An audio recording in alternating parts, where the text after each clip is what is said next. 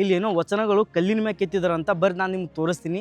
ಈ ಮಠ ಹೊರಗಿಂದ ಈ ರೀತಿ ಕಾಣಿಸ್ತೈತಿ ನೋಡ್ರಿ, ಎಷ್ಟು ಸುಂದರವಾಗಿ ಕಾಣಿಸಕಂತ ನೋಡ್ರಿ. Wow super. ಒಳಗೆ ಒಂದು ಅಯ್ಯಪ್ಪ ಏನ್ರಿ ವಚನಗಳು ಹಿಂಗ ನಾವೆಲ್ಲರೂ ನೋಡೇ ಇರ್ತೀವಿ ಪುಸ್ತಕಗಳ ಮ್ಯಾಗ ಮತ್ತು ತಾಳೆ ಎಲೆ ಮ್ಯಾಗ ವಚನಗಳನ್ನು ಬರೆದಿದ್ದು ಅಥವಾ ನಾವು ಓದಿರ್ತೀವಿ ಕೆಲವೊಂದಷ್ಟು. ಆದ್ರೆ ಈ ಒಂದು ಮಠದೊಳಗ ಗೋಡೆಗಳ ಮೇಗೆ ವಚನಗಳನ್ನು ಬರ್ದಿದ್ದಾರೆ. ಎಲ್ಲ ನೋಡ್ತಾ ಇದ್ರಲ್ಲ, ಇವೆಲ್ಲ ವಚನಗಳೇ ನೋಡ್ರಿ. ನಿಮ್ಮ ಕಣ್ಣಿಗೆ ಎಷ್ಟು ಬೀಳ್ತಲ್ಲ ಅಷ್ಟೆಲ್ಲ ವಚನಗಳೇ ಅದಾವ ನೋಡ್ರಿ.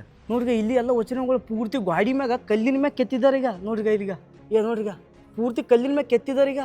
ಇಲ್ಲಿ ಹಿಡ್ದಿಗ ಇದು ನೋಡ್ರಿ, ಆ ದಂಡಿ ತಕ್ಕ ಹೋಗಿ ಬರ್ಲಿಗ, ಆ ದಂಡಿ ತಕ್ಕ ಹೋಗಿ ಬರ್ಲಿಗ ಅವೆಲ್ಲ ವಚನಗಳು ನೋಡ್ರಿ. ಎಲ್ಲ ಇಲ್ಲಿ ಅಷ್ಟೇ ಬರ್ದಿಲ್ಲ, ಈ ರೂಮ್ದಾಗೂ ಬರ್ದಿದ್ದಾರೆ ವಚನಗಳನ್ನು ನೋಡ್ರಿ. ಎಷ್ಟು ವಚನಗಳು ಅದಾವ ಅಂತ ನೋಡ್ರಿ. ಇಷ್ಟೊಂದೆಲ್ಲ ವಚನಗಳು ಗೋಡೆಗಳ ಮ್ಯಾಗ ಬರ್ಲಿಕ್ಕೆ ಇವರೇ ಮೂಲ ಕಾರಣ ನೋಡ್ರಿ. ಇಂಗ್ಲೇಶ್ವರ ಒಳಗೆ ಇರುವಂತ ವೀರಕ್ತ ಮಠದೊಳಗೆ ನಾನು ಇದ್ದೀನಿ ನೋಡ್ರಿ. ಈ ಮಠದೊಳಗೆ ಬಂದ್ ಬಳಕ ಇಲ್ಲಿ ಇರುವಂತವರಿಗೆ ಎಲ್ಲರಿಗೂ ಮಾಹಿತಿ ಕೇಳ್ದ, ಈ ಗುರುಗಳಿಗೂ ಮಾಹಿತಿ ಕೇಳ್ದ, ಎಲ್ಲರಿಗೂ ಮಾಹಿತಿ ಕೇಳಿ ಯಾರು ಸರಿಯಾಗಿ ಅಷ್ಟೊಂದು ಮಾಹಿತಿ ಕೊಡಲಿಲ್ಲ.